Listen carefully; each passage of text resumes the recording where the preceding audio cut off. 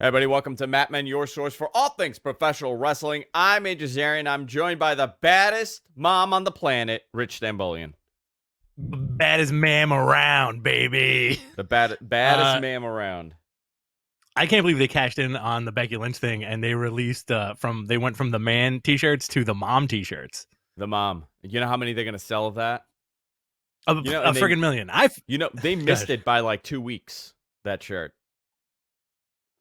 What do you mean? for Mother's Day. They could have sold it for Mother's Day. They would have sold so many of those things. Oh my god, yeah. God And damn it, plus Becky! Why couldn't you plan your pregnancy better? they should have called her the dad. The dead. I know you were really big on that, guys. This show is all about professional wrestling. We did a show Sunday. We did a watch along. It was a lot of fun. We took phone calls Great. all night long. We're gonna incorporate a call-in show. All right. I'm just trying to figure out how it will affect the podcast. I know that we had brought this up a while ago, and many of like the people that listen to the podcast, like the video and the audio, were very much against making this into a call-in show. So we're not gonna make this show into a call-in show, but I think we might do extra call-in shows. We might do like a Saturday call-in show, like a Friday call-in show. We'll do something. We're gonna incorporate this for sure. Obviously with the watch-alongs and everything, but a lot of people were freaking out that we're gonna turn the show into a call-in show. We're not gonna do that. If we do a call-in show, it's gonna be a whole separate thing. So you're still gonna get the regular Mat Men as always, and then we'll incorporate some different elements into this. A lot in pro wrestling. Obviously, Sunday was Money in the Bank. We'll talk about the aftermath of that. Monday was a humongous day for Monday Night Raw. Becky Lynch announced that she's pregnant. She let go of the title, and Asuka, in a shocking moment, was not aware of this, that the Money in the Bank winner would become the new Raw Women's Champion. Obviously, Asuka's the new champion now. Very genuine reaction, which my wife was watching at that moment, and she really enjoyed the Becky Lynch moment with Asuka because it was so genuine. Yeah. I think that's what matters, right? At the end of the day, like for you too, it's the genuine reaction that kind of draws you in. And it's interesting to see it from a non-wrestling perspective. How was Vicky with this when did she see it live with you? Yeah, she was like, "Oh, that's sweet." I got a little choked up because like, "Oh, that's cool." You know, like they had like a nice and real moment. And I do like that Asuka's got the belt again, so it kind of worked out for everybody in a weird way, right? Like Seth and Becky are going to be parents. You know, it would be hysterical if Seth wasn't the dad, and it was like Bobby Lashley or something. Yeah, there you go. Let's just do it. Let's just call it right now. Bobby Lashley's the dad, guys. That's going to be or they do like the Rey Mysterio thing, and he's the Poppy. They bring back the Dominic angle. Dominic's the Poppy. Dominic is the Poppy. Now he's getting back. Everybody That'd be amazing. I loved the disheveled Seth Rollins that we got on Monday, where he was all disheveled. He was sticking his stomach out. He looked like utter shit. I thought that was so awesome. How they did that. I don't know what they're gonna do with him now. Obviously, I expected Sunday. Sunday him and Drew had a phenomenal match. The match was put together unbelievably. That's fun. The problem was that obviously it's in front of nobody. When you have a great match like that, it takes it away when there's nobody in the audience. Yeah. So they had a great match, and at the end they shook hands. So I was like, oh, that's a face turn. And then on Monday, he really wasn't a babyface. He was kind of an asshole. I don't think they know what they're doing with heels and faces anymore because there's no crowd. So they can't really feed off anything except the matches. So everybody's kind of like on this even Steven battleground again. And also, like, I'm glad you mentioned the face heel thing because is Finn Balor all of a sudden like a face again? Finn Balor turned heel, and then he's now I guess he's a face again. Because last night on NXT, they revealed that it was Damian Priest that attacked him. And when you attack somebody like suspiciously like that, it makes the other person a babyface, right? Yeah. They last night they also announced that In Your House is back. NXT Takeover In Your House. This is the first In Your House since Valentine's Day Massacre in 1999.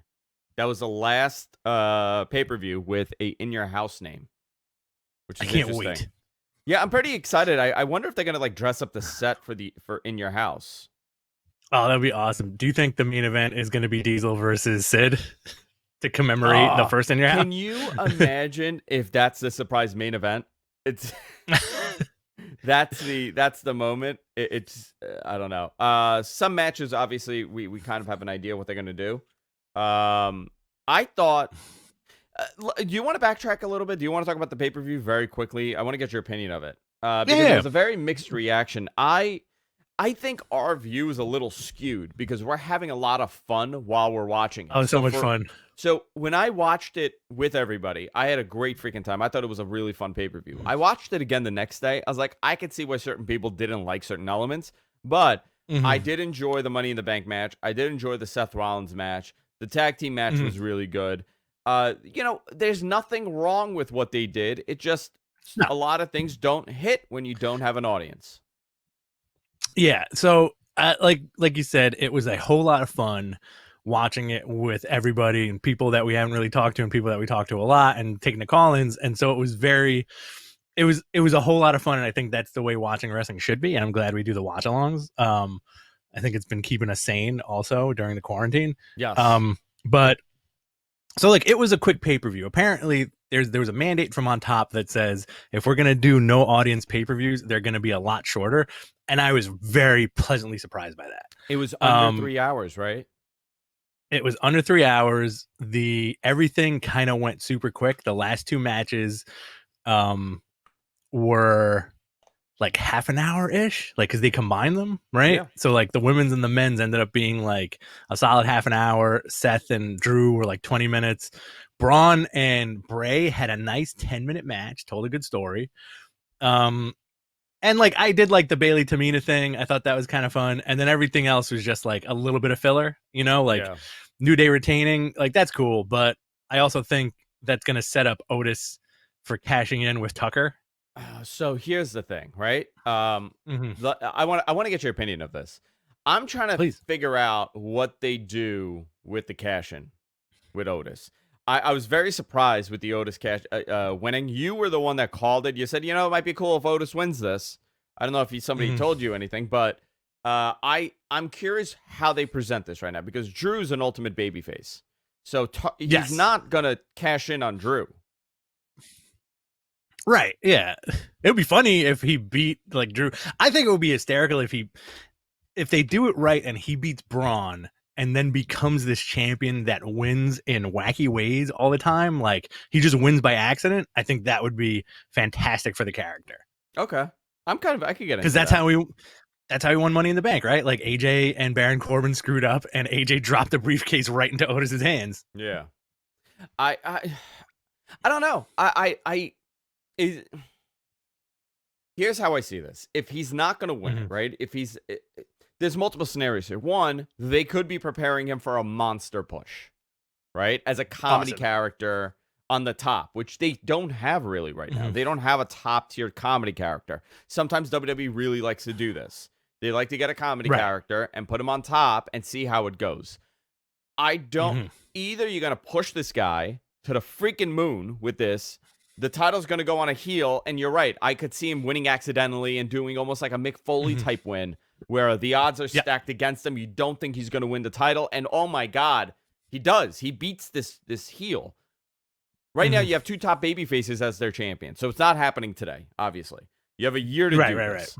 You could take your time with him and have him do wacky things with the briefcase, have his food in the briefcase, have his stuff in the briefcase. Oh yeah, absolutely. You can do the whole thing. Or they're going to make this into a dud cash-in, and he just decides to cash in and he doesn't win, which they could do that. I don't know what purpose this serves at all. Or three, they decided that they want the title on him and he's going to be Drew, which I don't see that happening either. So I don't know. If he hangs on to this thing for a while and they start building the character, I'm all for it. Obviously, if there's a purpose. I got a question for you. Yes. Because you have a better wrestling memory than I do, right? Okay. And this is like proven time and time again. That's the only memory I have, by the way. I have no other memory. I can't remember anything else other than bizarre wrestling references from the 90s. That is true. He sent me, I kid you not, Andrew sent me a clip of Chronic versus 3 Count this morning at like 6:45 in the morning. He was like, peep this, dude. So Do you remember the last 3 cash-ins at all? Because I feel like, to me, could not remember them for shit. Okay, Baron Corbin, right, was one. Right. Edge is another, and CM Punk, right? Is that the order how it went? Because those are the ones I remember. No. That's the ones. Those ones you remember. And the last like 2 years, because people have held this briefcase, and the 2 things that stick out is Baron Corbin's dud and Damien Sandow's dud. Yeah, and that was many years ago. Mm-hmm. So here we go. Let me see here. So the previous year was, well, it was Becky Lynch, right? Becky had everything, right? Who was it last year? Let me see here. Let me see the matches. I'm sorry. I my memory. You had, Brock Lesnar won last year. That was the one I freaking loved and everybody hated. Mm-hmm. It was yes. Ali, Andrade, Baron Corbin, Drew McIntyre, Finn Balor, Randy Orton, and Ricochet. And all of a sudden, Brock Lesnar was a secret entrant at the end, came in, just climbed the ladder, and won it. That was the last one. I thought, again, very unique. Everybody hated it, but I think when you look back, you're like, okay, that was pretty cool. Charlotte defeated... Is that when he came out like dancing? Yes, that's when he came out dancing. Okay. Yeah. Then you had Charlotte defeat Becky for the women's championship, and then Bayley defeated Charlotte. That was Bayley's Money in the Bank cash-in.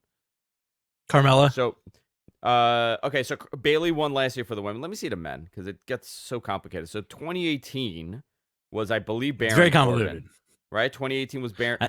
No, it was Braun Strowman won that year. Okay. Oh my God, yeah, he had a dud also, right?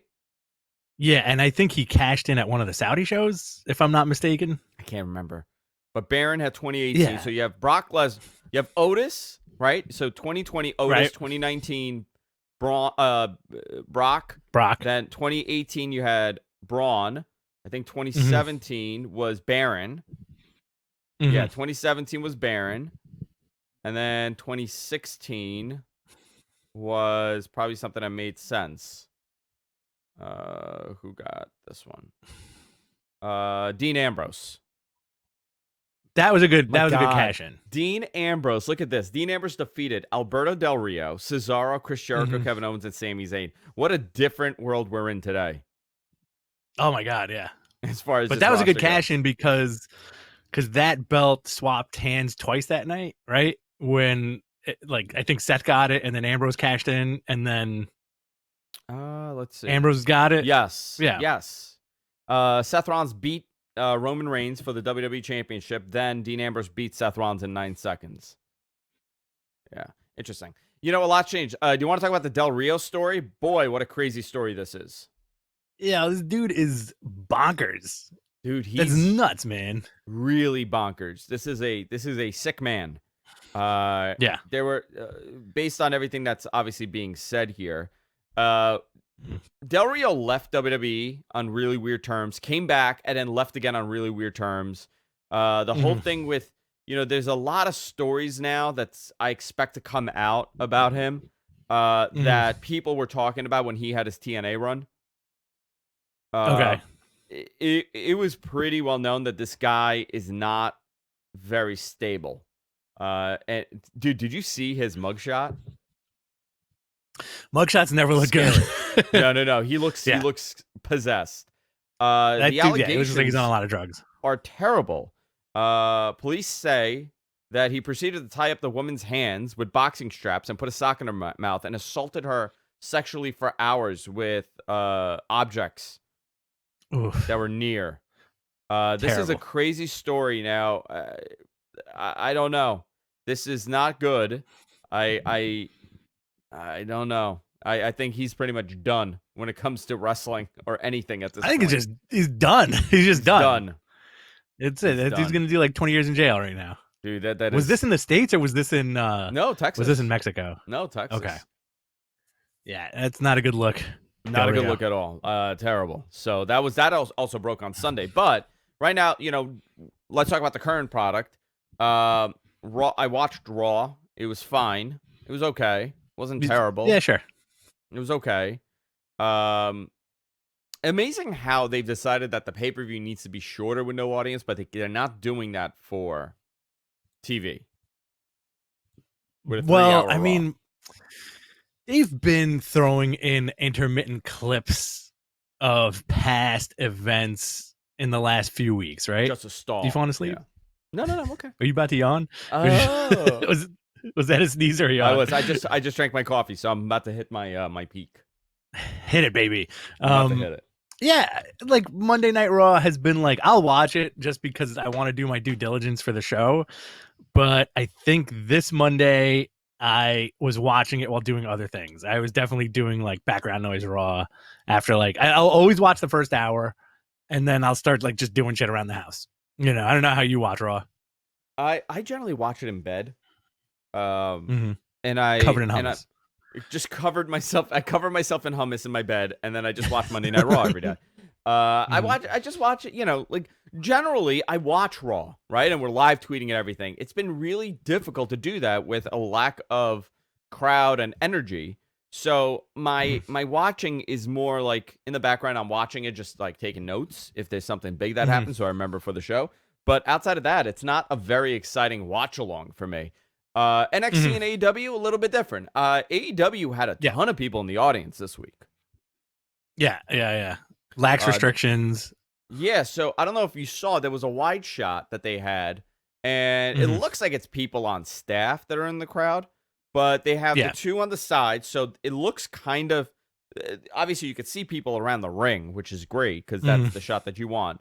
That big wide shot, the hard camera shot, is pretty much the stage, so they don't have to worry about anything.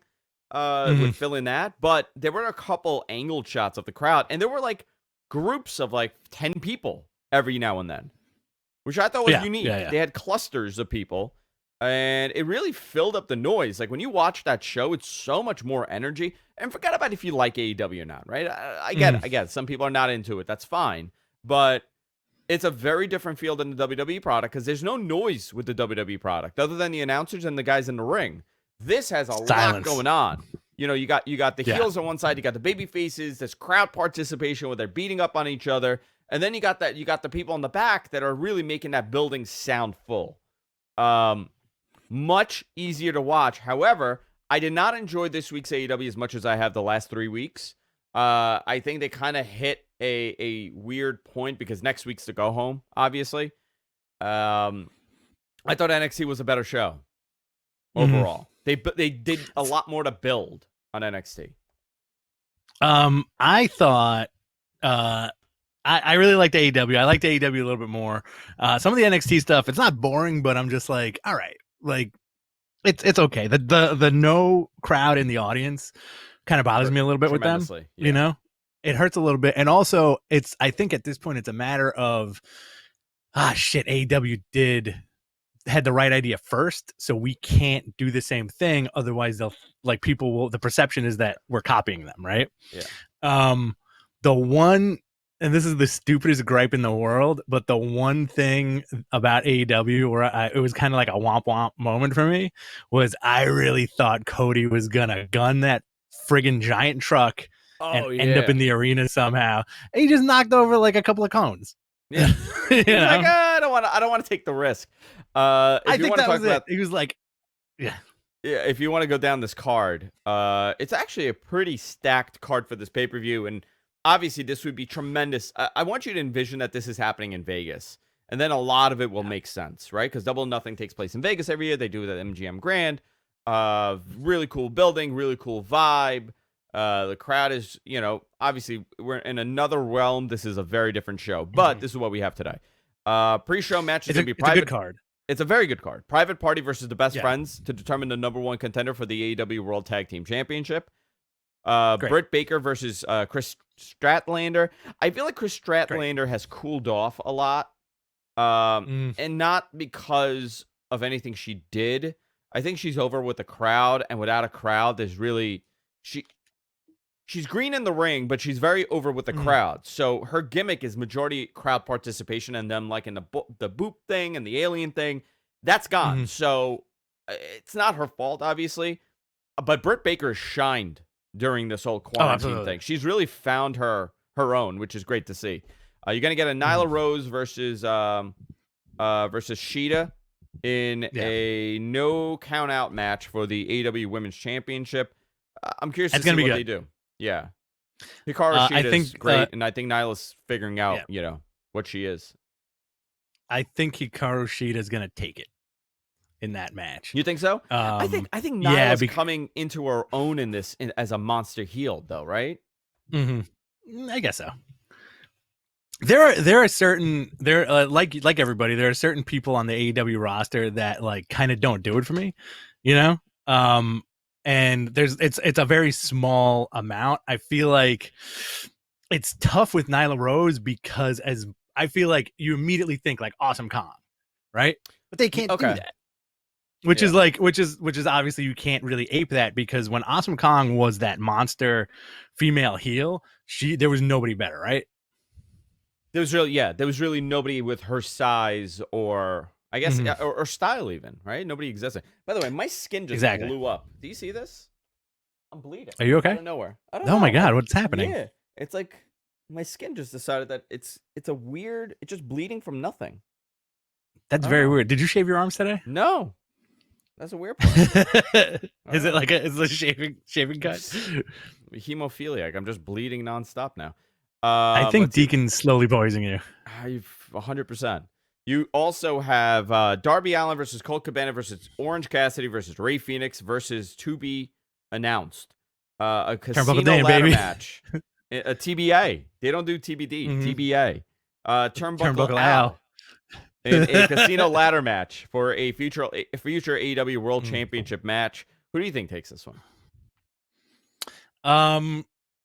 Depending on the final entrant, I am gonna go with Rey Fenix. Okay, I'm gonna go Orange Cassidy. All right. I'm gonna go Orange Cassidy. It would be cool if it was Colt. That would be cool too. That'd be very cool. It would be cool if it was anybody actually. I like all of them. Darby Allin, I like Colt, I like Orange, I like Rey Fenix. Turnbuckle Al, my favorite. Huge Turnbuckle Al fan. I love him. Then we have big Al head. Big Al heads. I like it. Turnbuckle Al heads. MJF versus Jungle Boy in a singles match. This just got built on TV this week. That'll be fun. Yeah. Cody versus Lance Archer for the AEW TNT Championship, which will be presented by the baddest man on the planet, Iron Mike Tyson. This is so did you see that Mike Tyson is getting ready for a return to boxing? Yeah, you can still do it, man. The dude's still quick. There's a video that was put out of him. This is a 52-year-old man, right? 53-year-old man. I don't know what he's planning on doing. I don't know what kind of comeback conversation this is, but holy moly, this guy is moving unbelievably. I mean, I can't believe how this guy moves at 52 years old. Yeah. It really is unbelievable what a talent he was in combat sports, in boxing. So, forget it. We're going to see a match. I don't know what the hell kind of match that is that we're going to see. We're going to see something, but he attended an AEW show. I don't know which show it was, and he absolutely loved it. And he got in touch with them, and Tony Khan booked him, and he's presenting the champion with the TNT title. He's going to have a Inner Circle shirt underneath. Underneath, can you imagine? Dude, they're going to have to try to recruit him, right? They're going to have to do something there. I don't know, man. That's fine. He's a huge wrestling fan, which I always appreciated about the guy. And like pound for pound, like one of the greatest fighters of all time, right? And also like people don't realize how strong this dude was, when he was in his prime. I think this is a good get. And man, this makes me also think like maybe Cody wins because that's a good moment, right? Tyson handing him the TNT championship. Can you imagine Tyson and Jake Roberts, and Tyson puts a snake on him? He's like, "Get the snake away from me." Pretty decent, Mike Tyson. I've never heard you do that before. Get the snake off of me, man. Get the snake off of me. What would Mike Tyson's reaction be to Enchante? Hey, he's a weird guy. He's weird.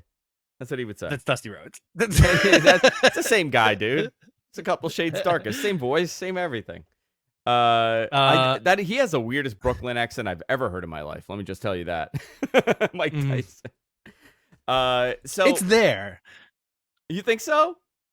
I think it's there. It's just it's through that filter of like those vocal cords, but it's definitely there. What a voice, right? Can you imagine that that's the voice on the baddest man on the planet? I think that adds even more of an element to same thing with the psychoticness of Mike Tyson. Same thing with Brock, right? Like Brock, like that's why they never let the guy speak. Yeah, he has a high voice. Then the main event, obviously, Jon Moxley versus Brody Lee for the AEW World Championship. Looks like a solid match. Brody Lee's been doing some long matches on AEW TV, and they're kind of showing his moveset, and I think this has been a good display of him outside of the WWE realm. They're doing a good job with it. I like everything about this card. Oh, also, here's one. I forgot the Stadium Stampede match. I totally forgot about this. Matt Hardy. Yes. Adam Page, Kenny Omega, Matt Jackson, Nick Jackson versus the Inner Circle of Chris Jericho, Jack Hager, Sammy Guevara, Santana, and Ortiz. This is where are they doing this match? Like outside? They said they had like an empty 80,000 seat stadium. I guess they're in Jacksonville. Yeah, right. So this is going to be very interesting, and I guess by default, Matt Hardy is going to be part of the Elite, which is kind of neat. By default, yeah. I don't know how I feel about it. What if he turns on him? That'd be cool. I don't think so. I think you're going to get that Matt Hardy turn later on, but there's one thing that I find very interesting is that we have not seen Jeff Cobb at all, right? Oh, since that one match. So he might be a factor. I think the return of Vanguard 1 might be a factor. I think we may get a new recruit to the Inner Circle. Who knows who it would be? Well, wait a minute. And then how about all the free agents that could possibly go, right? Anybody who's not under contract could technically show up in 2 weeks, right? Let me think. Well, I think Gallows and Anderson have a 60-day clause. Or 90. It was 90 because they're doing the countdown. They're doing a countdown. They're free in July. Like 50-something days, and then they're going to tell the whole story. Man, I am tan. Do you notice my tan right now? Good for you. You've been hanging out in the backyard drinking booze and doing heroin for the last 2 weeks. Yeah, that's my day. I look awesome. Look at this tan I got going. I can't believe you stopped the podcast to tell me how tan you are. I just admired it. Who are I'm you? So sorry. I just had to. Have you been? Are you a club promoter? I'm a club promoter. You want to come? Don't worry. Listen, sweetheart. Don't worry about it. Just tell them you know Vinny, and I'll get you in. Don't worry about it. You don't have to buy a bottle or anything. I got you. I got you comped all night. Don't worry. Is the next thing you want me to acknowledge is that you just got a brand new souped up NSX like waiting for you in the driveway? I got an Acura NSX just sitting there right now. Dropped with like the underglow, right? The lights underneath and a giant spoiler. I drive a shopping cart. That's how I drive around. I just push it with the spoiler.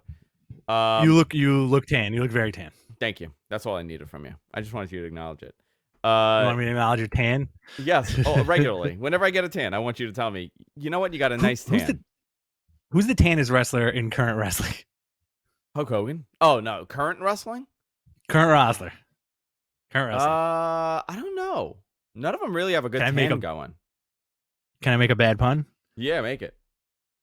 Tanahashi. He does have a great tan. He does have a great tan, but yeah. Yeah, he does have a great tan. So, I mean, I'm excited for this pay-per-view. It's in 2 weeks. And then the week after this, right, or a week and a half after this, we're going to get In Your House. So we got a lot of wrestling going on the next couple of weeks. I don't know. We'll see what happens by SummerSlam. SummerSlam is scheduled to be in Boston, and Boston does not intend on opening up any of these buildings, these large-scale auditoriums and stadiums, till September. So I don't know if WWE is going to be able to kind of figure out something here. If they're going to still do it in Boston, if they're planning on just doing it at the Performance Center with people, I don't know. Why not just do it at the Performance Center with limited capacity? I'm surprised that would be cool. People there. Yeah, I mean, I don't know, man. I think it's a very tricky issue again because they're still at the end of the day a publicly traded company, right? Yep. And I think they have to be extra careful with what they do with their live events or pre-taped events or whatever it is, just so they don't get heat from whoever the hell is out there, right? And on top of that, I think Vince is being sued by one of the XFL executives. The head, I believe it's one of the heads of the XFL. He is suing for $23 million because he had a clause with Vince. Did you see how nonsense this is, actually? Vince pulled a fast one. So he had a clause in his contract saying that he can't be fired. And if he is fired, he's going to be paid, $5 million a year for the remainder of his contract, whatever it was. Vince fired him and is refusing to pay the money. And he's saying the reason why is because... there's numerous reasons, but one of them is that he hired a felon, right? He hired somebody with a criminal record, but the criminal record is a marijuana possession that was dropped. Okay, and it was more like a moving violation. So, I mean, listen, it's going to be a legal thing. This is how these things work. I know a lot of people are making a big deal out of this, but this is just how it is, and Vince is going to settle with him. Vince isn't paying him the $23 million. He'll probably pay him $10 million, and he'll think that's a win. There's a lot going on with wrestling. New Japan's not doing any even like zero audience shows for the foreseeable future. I think Harold Mage, president of New Japan, announced that the other day that they want, because the outbreak is so big in Japan, that they want to keep everything as safe as possible. So 0 shows, man. That's interesting. Yeah. I don't know how Japan is doing right. Let me see Japan's numbers as far as the virus. I get why, actually Japan may be first to come back, and the fact that they are holding back on this is interesting to me. Because they're so isolated. Let's see. Japan has reported, let's see. Let me pull this up here. Oh, I cannot find it. Thank you very much. I mean, Japan has 16,000 total cases and 670 deaths total. So, I mean, they're doing better than most. So, I mean, listen, I get it. They're being cautious. They had 21 people die yesterday in Japan. So, they're approaching the end of this, obviously. But, when Japan comes back, it's more content. Korean baseball's on. Empty arenas. Japanese baseball, I don't know what they're going to do with that. If they're going to do empty arenas, I'm sure they are. This is what it's going to be for the foreseeable future. There's really nothing we could do beyond hope that there's a decent product out, or a first-run product with an audience. So I don't know how WWE is going to do this. I know WWE's itching to get an audience back. Same thing with AEW. Everybody keeps putting blame on WWE and all this stuff, but same thing with AEW. WWE, by the way, has stripped Sami Zayn of the IC title. And this caused a lot of controversy. People are very upset over this. They're saying, I thought WWE wasn't going to retaliate. They weren't going to punish people if they refused to work. What do you make of this? Do you think this is a punishment? I don't think this is really a punishment to Sami Zayn. No, not at all. I think it's just that, he's saying, hey, I don't want to be at the shows.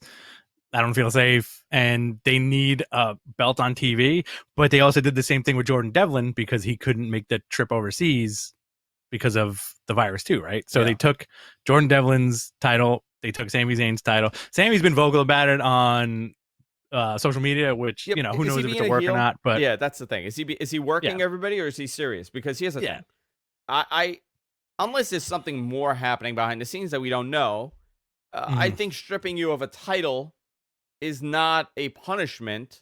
I think a punishment is salary. That's how I see it. If you're being punished by not making money, by not showing up, or they're removing pay, or they're kind of being dicks to you, that's one thing. But to strip you of a title for not wrestling on TV is not really a punishment. They have to. What do you expect them to do? Right. Like they got to have some sort of title on TV. So, and plus, if the direction they went, if they really obviously wanted to do something, they just fired 30 plus people, right? So yeah, I think he's gonna get that title back. But it's kind of funny because in the last 5 years of WWE, how many times have they taken titles away from people under weird circumstances? You know what's funny though? They did not strip Andrade when he got suspended,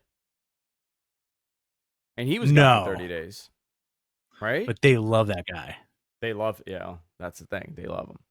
They love that guy.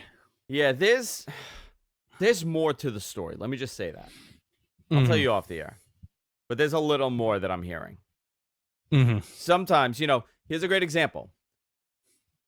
Andrade got suspended for a wellness violation, and he kept the title. But Sami, they stripped the title off. So I guess they don't know when Sami's they don't know when Sami's coming back, or he's just not as liked as somebody else. I feel like who knows what the case is with anybody who works there. Because you always hear a million different things about every single person that's on any wrestling roster, right? Yeah. The business is still protected in that way. You know what I mean? Like, they're not giving you everything. Sure, you know how matches are made and all that, but as far as like people's backstage attitude or who likes them and who doesn't, you don't really know that stuff. No, you really don't. What else is going on in wrestling, Rich? Anything I missed here? I want to do a lot of questions, so guys, get your questions ready. Let's do some viewer questions today. And did you watch the Road Warriors Dark Side of the Ring? I did. What did you think of it? There was nothing there, right? Was there any big revelation that you didn't know? I think it was I didn't know about the Yakuza stuff. Oh, with him getting in trouble in Japan. Right. Or him just hanging out with like Yakuza dudes while Animal and Paul Ellering were just like going to the hotel, Yeah, so that's always the thing, right? About them? Hang on. I think somebody's trying to call in. No. Where? No? What do you hear? Are you sure? Yeah, why? What do you see? I think Mike said answer the phone.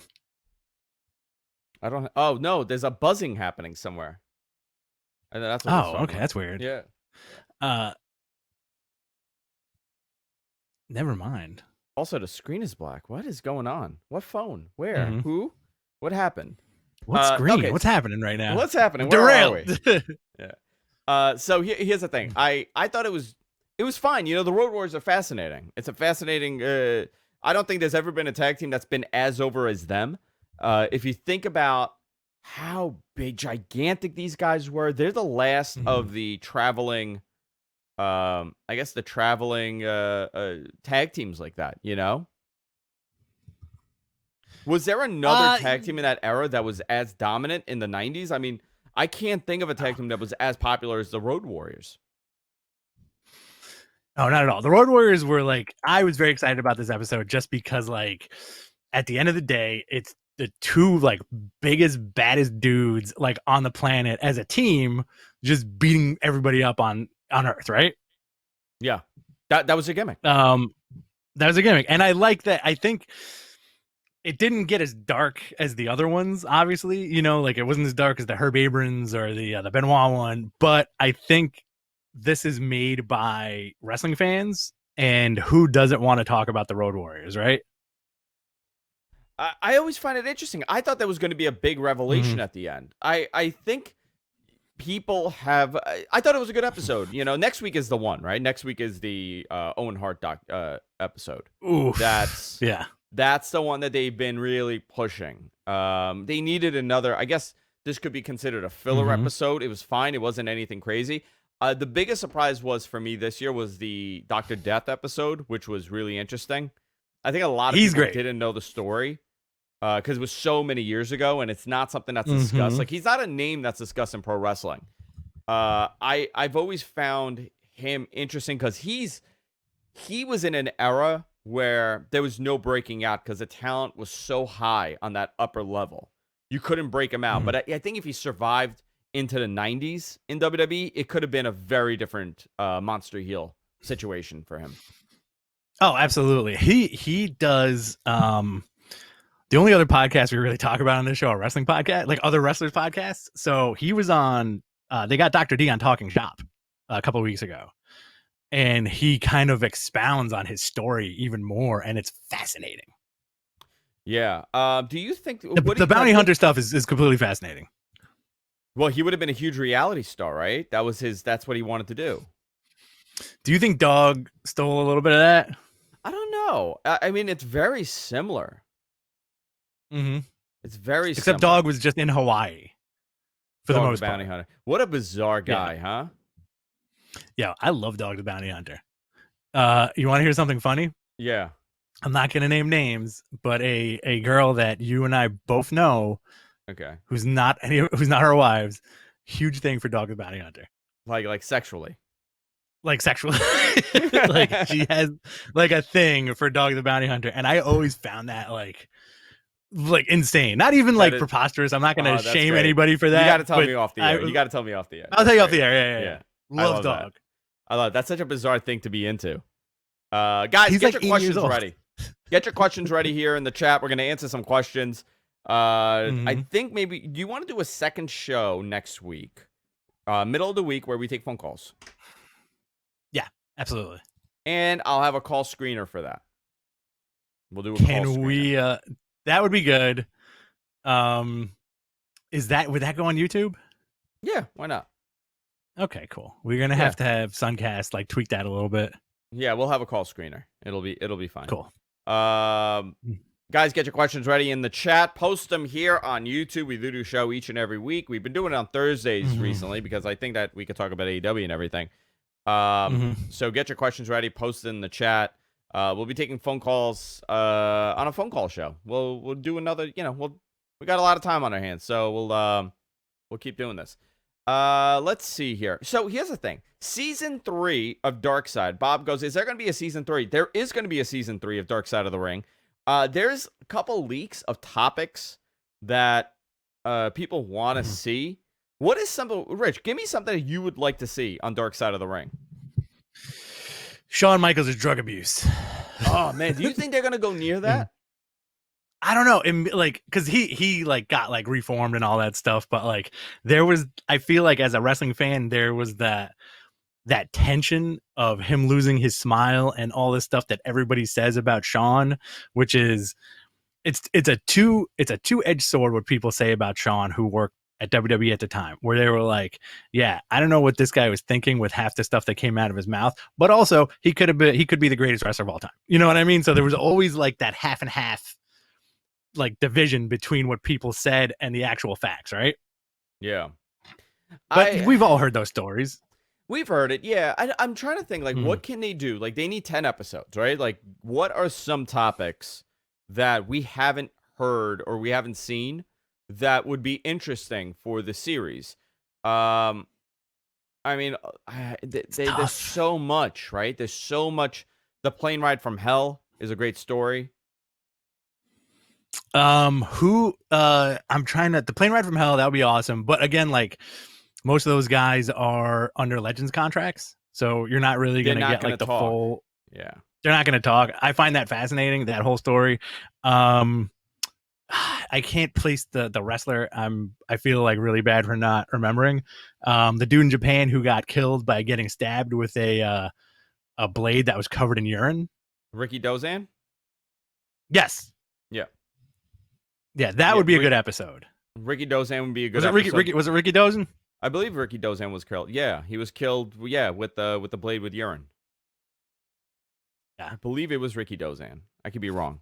I don't think I am though. You could do the Click, right? You could do the Click. You could do ECW as a whole. You could do Sabu. That might be an interesting story. You could talk about. I mean, it depends on the episode, It depends on how they tell the story. A lot of these stories we've heard 1,000 times in shoot interviews and podcasts. So they have a good ability to make it interesting, even though, like, I didn't think the Road Warrior episode was interesting because I knew everything. Yokozuna might be an interesting one to do. Oh, Yoke would be dope. Jake Roberts, that would be an interesting one. Enchante. Well, I mean, you already had Beyond the Mat with Jake Roberts, right? Yeah, but what a fuck, that's a phenomenal documentary. The fact that we got Vince to pull the curtain back so much on that documentary, and we got to see a lot of behind the scenes personality and what a psychopath Vince McMahon is. Because that all started before Mr. McMahon, right? Oh, yeah, absolutely. Well, I think that was like the rise of Mr. McMahon. Like, we didn't really get like Apex McMahon until like later on, right? So that began, I think they started shooting that in 96, 97. It took a while because the documentary was going to be something very different. And Vince actually tried to get it banned, tried to get the whole documentary blocked because it was represented in a very different way. The same thing, you know what? How about, no, we got the Montreal Screwjob. That already we got with them. I'm trying to think what else. ECW locker room. Josh said, I want a documentary of McMahon taking everybody's finisher in a strip club. That would be phenomenal. Forget it. Vince just taking the doomsday device. We saw the brawl for all. There has to be like something like in like World of Sport or something like that. Dynamite Kid, did they do a Dynamite Kid episode? No, they have not done a Dynamite Kid. Have they? Maybe. I don't remember. How about this? How about the steroid? How about the steroid trial? Like the Donahue stuff? Like the Vince steroid trial. Did we get that? That would be good. That's but again, a really like good one. Who was part of that trial? Obviously Vince. Bruce was there. Everybody was there. Hogan was going to testify. Here we go. Brandon Edwards, $5, baby. Is the dark side of the ring bad for the business? No, because these are stories that have been going around for years. There's nothing really being revealed in these that hasn't been said about 500 times. So exactly. I don't, exposing the business. I think it's none of this is really exposing it. I actually think it's bringing in more interest into the business because you're starting to see, like, my wife loved the Chris Benoit one because it was so real. And even though she remembered it, it was just the act was it was such a senseless act. If you think about it, like why would you do it? I think that's the thing that kind of captured you. I love one on Memphis wrestling. That might be a good one to talk about. The fall of WCW, the Jim Crockett promotion, maybe an episode on the Four Horsemen, I'm thinking. That would be, I think a Four Horsemen episode would be in line with a Road Warriors one where I would just love to hear JJ Dillon talking about how he used to have to wrangle these dudes, specifically Flair, to get to the next towns and all that stuff, like drugs? I would love just drugs in wrestling. A Freebirds one, a combination Freebirds Von Erichs one would be fascinating. Well, you know what is the whole concept is the dark side of wrestling, right? Like the bad that you don't see. So you got to think about like all these bad, like Rick Rude. How about a Rick Rude episode? Sure. This guy was shooting New Bane into himself, and he died at 39 years old in the middle of a comeback. He was getting ready for a return. Just so much tragedy in one industry to cover. I think, listen, obviously they could do so many different episodes, so many different terrible things have happened in previous years. So they'll have endless amounts of stories to tell. Now let me ask you something. What if they did a documentary series called The Bright Side of the Ring? And it's all the positivity, like John Cena doing Make-A-Wishes? It's all like the Make-A-Wishes. It's all like the good stuff these guys have done for people and things like that. Like very specifically, like Mick Foley would be a good one because I think he donates all this money to like survivors and things like that, abuse survivors and all that. That would be kind of interesting. I'd like to see that. Good feel good stories about wrestlers. Brian Pillman. That's another one. Pillman would be good. Yeah, Pillman would be really good. I got a question for you, Rich. When do you think wrestling is going to go back to an audience? Like a full stadium. January 2021. So, no, that's not that far off. Yeah, time goes very fast. And I think I'm not saying people have gotten used to this. I know that a lot of people I know, a lot of my friends are kind of very anxious still. You know what I mean? But I talked to a very close friend of mine last night, and he revealed to me, he was like, listen, man, I know it sucks out there, but I hope this never ends. I don't got to see anybody. I don't got to leave my apartment. I can work from home. I got a dog. I got a girlfriend. I can play Spider-Man on my PlayStation. He's like, I'm happy. He's like, I'm saving money by not traveling into the city every day, buying expensive lunch. He's like, this is good for now. And I'm like, that's cool, man. Like, I respect that. So I think you have people who can't wait to get out, like those dummies, who are trying to do like speakeasy stuff or like outdoor bar stuff. There was like a party a couple of blocks from me like the other day. Was it really? Yeah, and it went to like 3 or 4 in the morning, dude, and it was like insane. You're kidding me. Yeah, it was like people were just being so damn rowdy. And I'm like, I'm not the type of guy to get up and be like, oh, just turn it down. But I'm just like, yo, you're stupid. Like, you're going to Yeah. cough. You're coughing on each other's faces and each other's beers. Like, you're done, son. Ruben says a Dark Side of the Ring with superstar Billy Graham would be good. Yeah, that's a great one. He's a fascinating name too. He's the first like major bodybuilder as a pro wrestler like that. You know, on that large scale. This guy really changed a lot of it. Do you know the password for the speakeasy? Mike said. Yeah, I just put it in the chat room. So, I think we'll be okay. Though I'm gonna flip this question on you too. Like the two things I miss going to a baseball game, because you at this point in the year, yeah, me too. We've been to like at least 6 games, right?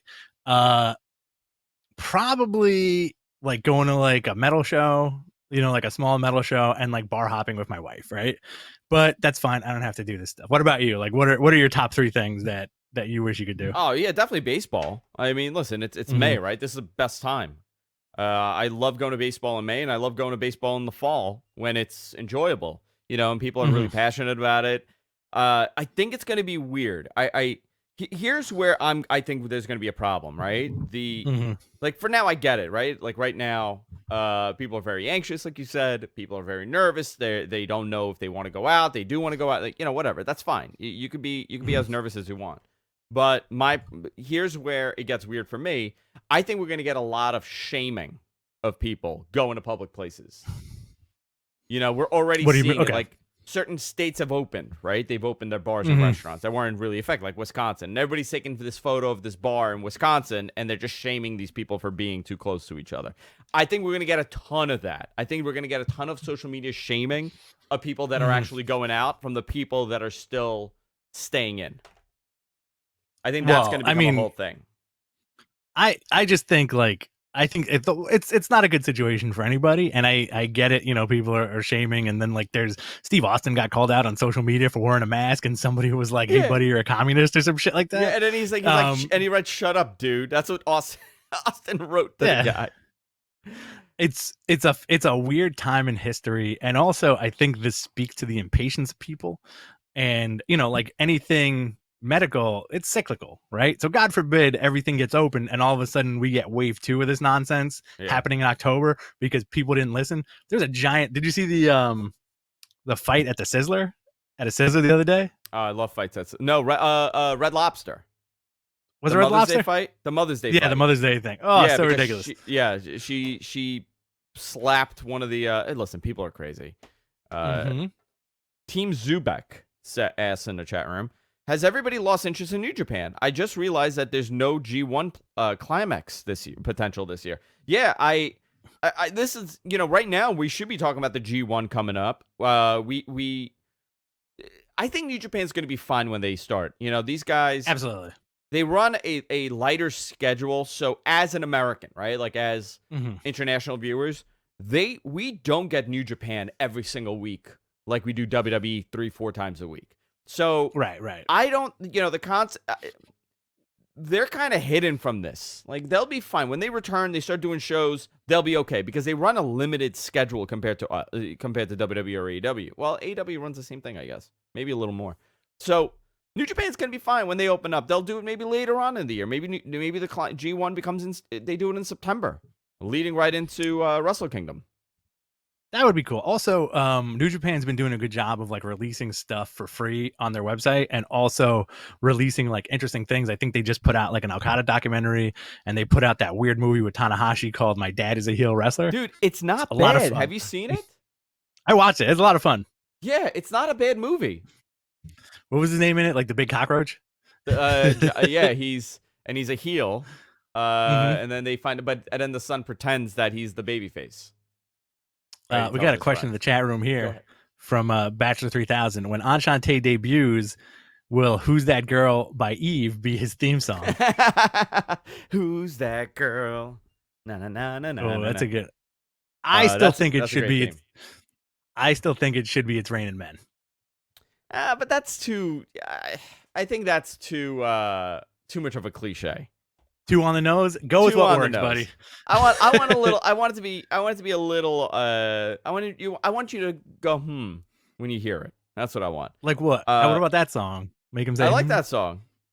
Things that make you go That's another good one. Mm-hmm. We could do that. Or one. the other song, the Unity by Queen Latifah. I want that one. That would be great. That would be great. Yeah. Make him say Make that'd be him say, amazing. Yeah, that's another good one. Make him say Can you see Heath Slater in New Japan? I cannot. Can you? That'd be great. You would love that. I mean, listen, it's all cool. Yeah, I mean, everybody could go anywhere. Large23 asks, should the revival appear with little audience or just wait until more people? That's a good question. To debut. That's a good question. I think they'll be fine. You know, if they debuted with like a limited audience, I don't think it would hurt because it would still be cool to finally see stuff building to that Young Buck match. And I think that's where you have the audience, right? You lead up to that Young Buck match, right? So here's something interesting. G1 is scheduled for October already. Okay. Because of the Olympics. I totally forgot about that. It was moved because the Summer Olympics were in Japan this year. But since it got postponed, New Japan has a window to still get the schedule in. So maybe they're not going to even need to move the G1. They're just going to do it in October like it was scheduled to be done. Let's see. Okay. Brandon asks, will wrestlers be refreshed or have ring rust coming back to their regular schedule? It depends on the guys. I think there are certain guys that take advantage of a moment like this and they get in really good shape and they work out and they come back. Yeah. It's a whole new gimmick. And there are other ones that are maybe a little bit lazier. I always find it interesting when somebody comes back from an injury, how they look, right? Because it says a lot about where they are in their minds within the company. You have guys that sometimes go away and they come back. Like great example, Drew McIntyre, right? Drew McIntyre is a great example of you were at the bottom when you left. You worked hard, you reinvented yourself, and now you're back and you're better than ever. You look like $1 million. And then you have guys that maybe had that look, they go away and they just didn't have the discipline and they come back and they're not that great. You know, little pudgy, little ring rust. So it depends on the guy, and it kind of tells you like where they are politically in the company. You know, obviously, motivation for Drew was this guy wanted to be world champion. This guy wanted to be. He had something to prove. I think Jinder fell into a very interesting situation where I don't think he even expected to be the guy, but he was rewarded because he worked so hard at it. So you got, you look at some of these guys that were released right now. You know, who's going to be the guy that does nothing on the indies and kind of lets himself go, and who's going to be the guy that kind of reinvents himself? Is Heath Slater going to reinvent himself as a jacked up guy? I don't know. Oh, I would love that. New Buff Is that Bagwell. all you need to do? Buff Bagwell? He should be Buff? He's the new Buff Bagwell. He's with a little top hat and funny. everything. I would love that. I agree 100% with what you're saying, and also I think Triple H set the bar for that, right?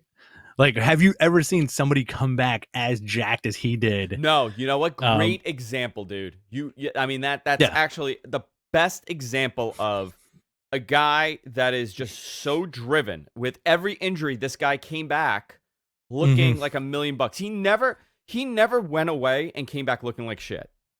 Yeah, dude. Like, I remember when he came out. I think it was the Garden, right? When he came back and had the big return with Kurt Angle. Yeah, this dude was gigantic. Dude, I was there. I was there for that. The building. He was a heel, by the way, when he left. Right? He was a heel. Yeah. I actually he was doing an amazing program with Austin. I think a lot of people forget that it was the 2-man power trip where they had the tag titles and they had did they have the tag titles? They had the IC and the world. Yes. But I can't remember if they had the tag. Let's say, I think they did. Somebody will correct me. I can't remember. But this guy was on top. Like, they were getting ready for that Austin Triple H feud. You know, 2 guys that never really had a great feud. Austin and Triple H. Right? Yeah. Well, it never worked. It never worked. Every time they tried, something weird happened. Remember the first time? Yes. The first time Austin was hurt, it was the guy who hit him, who hit Austin. It was Rikishi, but Triple H made him do it. That kind of fell apart. because they never really had. I think Austin lost by DQ once. It was weird. Then the invasion happened. Then Austin was the heel. They teamed up. They never really had like a solid like Rock Austin type program. Yeah, but also I do think that Triple H had his time split between so many great rivalries. Like he was almost like a Flair in that era, right? Until he started becoming Ric Flair and Harley Race for the Evolution thing, because he was feuding with so many people at the same time, right? And everybody was. Who do you think was Hunter's best all-time feud? Like best opponent that he's ever had? I'm gonna go McFoley, like because it was stretched out over such a long period of time. Foley made or him, The Rock. Though. Foley made Hunter. Right. I think a lot of people forget that in that feud, that everybody thinks, Hunter was established. Hunter was, but there was still a lot of uncertainty with Triple H being the man in the company, being that top heel. Right. I don't think he would be or have gotten as over as a hated heel if he didn't have that feud with Foley. Foley did everything to make this guy look like a monster. And you want to talk about wrestling psychology? Like, look, I get goosebumps when I talk about this. Very underrated feud, the Mick Foley and Triple H feud, because that solidified Triple H. Everybody thinks about Rock when you think about Triple H, right? Right. The reality is that they feuded, but was it as memorable as his feud with Foley? There's also something to be said about like a very ongoing Triple H Undertaker feud. Triple H Undertaker, another one. Yeah, another one. How about Shawn? Triple H Shawn when Shawn came back. That was great, but you knew that wasn't going to last long. Yeah, there was, you kind of look back and you see what they attempt to do. I think 2004, 2000, like late 2003, 2004, 2005 for Hunter was a really weird year. That's when he got all fat and bloated and he had the bike shorts because he had the quad injury, his hamstring injury, and then he was wearing the compression shorts and he was very out of shape because he was off gimmicks, trying to, have a kid. There was a lot of moving parts here. That year, he really didn't have, he feuded with everybody, but he didn't really have that one guy. Yeah. Right? He feuded with, what the hell's going on outside? He feuded with Booker T. He feuded with Goldberg. He feuded with Randy Orton. He feuded with Chris Benoit. He feuded with Batista. Like, he had a lot of Kane. He had a long feud with Kane. People forget he got unmasked. Kane got unmasked because of Triple H. So he had a long lineage of feuds. But if you really want to talk about his all-time feud, I think you're absolutely right. I think it's Mick Foley. Yeah, absolutely. Because that one stretched out for such a long time. Which pretty one was much up until like for you? Ooh, I think the Cactus Jack return at MSG, where the street fight. Yeah, and the end of the match is him pile driving him through the table. Yeah, phenomenal. That's awesome. And then like later on, Hell in a Cell, and then picking it up later on, Royal Rumble 2000, like all that. They really did a lot with both of those guys, and this is also when China was still part of DX too. No, it was Steph. No, there were matches where it was Triple H with China interfering and Mankind was, I think they had a blue steel cage match together. Early on. Yeah, early on. Yeah. People forget about that stuff. People forget about that blue steel cage too. Yeah. Yeah. You're talking the night after, pretty much the night after WrestleMania when Hunter became the head of DX. Yes. That era. Yeah. Interesting. I mean, it's all great stuff, man. All great stuff. Yeah. We got a question from Gabriel. Go ahead. Do you think Vince has asked Becky and Seth to do a cringe baby storyline yet? No, I hope not. I hope they don't do it. I really don't want them to do it. I think they should just leave her alone and just go be pregnant, enjoy it, and then if you want to come back, you come back. I don't want to see the baby on TV. I don't want to see a gender reveal announcement getting spoiled by a heel. I don't want to see any of it. I really don't. It's I like a little bit of the reality, but when it's like something like this, I kind of hate it meshing. I don't know. How do you feel about it? There's two things. One, you know what I would like to see? If they do a gender reveal, I'd want it to be Asuka spitting out either blue or pink mist. You know what? I'm into that. I take back everything I just said. That's the gender reveal I want. That's the gender reveal. Two, they could really play up the Messiah and the man stuff if they wanted to, and say, like, if they had, let's say they had a boy, they could say this is the son of man and the son of the Messiah, you know, and work in that's great. Some kind of weird Holy Trinity thing for wrestling. But yeah, I mean, like, it's unnecessary. They don't have to do it. I'm sure the kid's gonna, it's gonna be an interesting life that kid's gonna have. You got to see, what's interesting? Like, look at wrestling Twitter when she announced that she was pregnant. Like, so many people were mad.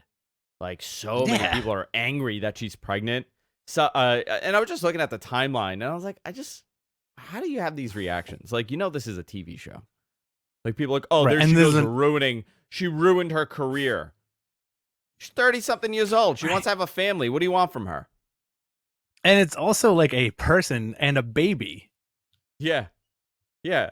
It's not, she's 33 years old, dude. What do you want her to do? Not have a kid for you? Yeah. Because you're into her? Don't have that kid. Yeah, it's very weird. So weird. People are very weird. Like girls too. Girls are angry that she's pregnant with Seth's kid. So bizarre. So bizarre. Let's see. Dark Side of the Ring would be great. Yeah, I agree with you. That would be wonderful. That would be very good. Yeah, that'd be really good.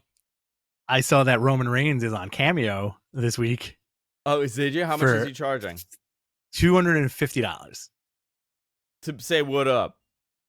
To say up? if I was telling my buddy this last night because we were both like we fell down like a Cameo hole, just like seeing how much people cost, and the Roman Reigns Cameo is cool for the dude that buys like expensive WrestleMania tickets every year, or that goes to like every live show and stuff like that. If I had the money to burn and I could script what this guy's saying, I would have him say "believe that" at least like 7 times in a row at the end of that video. Just like a complete psychopath, like straight Howard Hughes, like believe that. So all right, see you later. Can you search Cameo by price? I don't know. Who's the most expensive?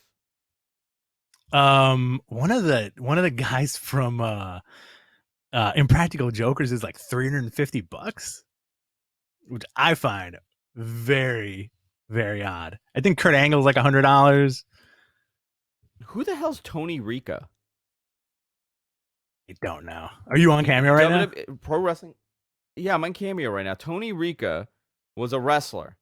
Okay, he was a preliminary wrestler. And he's on Cameo for $10. It says WWE Superstar and Hall of Fame Pro Wrestler. He's on Cameo for $10. You could get one from him. I'm just trying to find who's the most expensive guy on there. As far as wrestling, or like in general? In general. Yeah, in general. It's Susie Essman from Curb is $375. Shit. That's crazy. I'm just looking here. Who would Bethany Frankel from Real Housewives of New York, $300. Who's paying for that? Andy Dick, $99. Who's paying Andy Dick $99? I really want to know. That shit is crazy. Bret Hart's $150. I'm looking at all the wrestlers right now. I would pay Bret Hart. I would love him to fumble around on his Cameo. I think that'll be a very serious cameo. Hey, I can't do a Bret Hart. Yeah, Roman's $250. Look at that. I can't do a Bret Hart. Oh, here we go. Price high to low. You ready? Caitlyn Jenner is $2,500. Ooh. Kevin O'Leary's $1,200. Chris Angel $1,000. John Daly $750. Chris Angel $1,000. Yeah. Wow. You're into him? Happy birthday, Andrew. You want to see a trick? Ric Flair $500. Magic? You get it for $500. Troy Aikman is $600. Right. Dennis Rodman $500. Let's see. Terry Bradshaw $400. I'm trying to find somebody. Ice-T $350. You want one from Ice-T? I think Ice-T, I'm not saying, I don't think, most of these I don't think are worth it. I know there's one that's kind of worth it. The dude who plays Marvin Barry from Back to the Future, he's like $75, but he sings Earth Angel to you.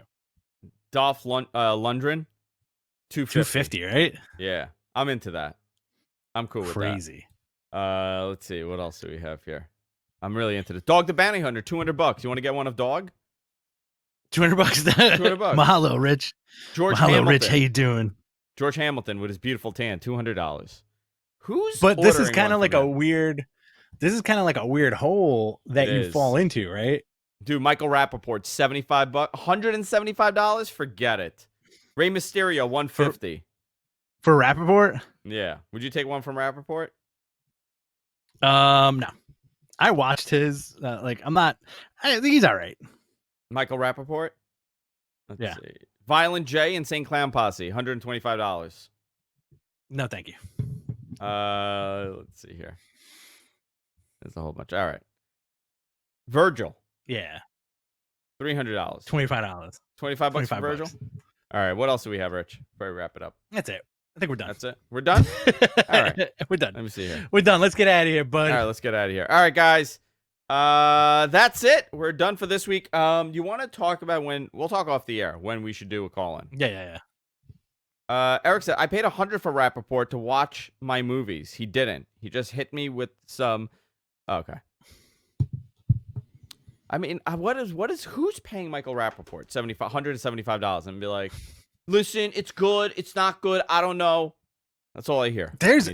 But you know what? Like, I think it works. Like, Matt Heafy, the singer from Trivium. Yeah. On his page, some dude's been sending him like demos and stuff, and he'll critique it and be like, cool. I listened to your thing, it sounds really good, blah blah. So I think that's kind of neat, but I think that also depends on what kind of level of celebrity they are, right? Yeah. Also, like the thing I was joking around with my wife yesterday was like, oh, you can get Gary Holt, the guitarist from Exodus or Slayer, to call somebody for $25. And I'm like, musicians, metal dudes, they sound like every other guy you've met in your entire life. Yeah. So there's nothing unique. Yeah. Yeah, there's nothing unique about that voice. You'd be like, that's cool, man. Thanks. Do you think they hate doing these calls? I think some of them love them. Malcolm McDowell. I went to Malcolm McDowell's page the other day, and this dude, he's doing lines from Clockwork Orange, and that's pretty fucking cool. That is pretty cool. That is pretty cool, actually. All right, guys. Yeah. That's it for this week. Remember, subscribe to us. We're everywhere podcasts are available. Patreon.com/MattMenPodcast. We're ProWrestlingTees.com/MattMenPodcast, and everywhere else. Subscribe to the audio, subscribe to the video, and we'll see you all next week. Take care.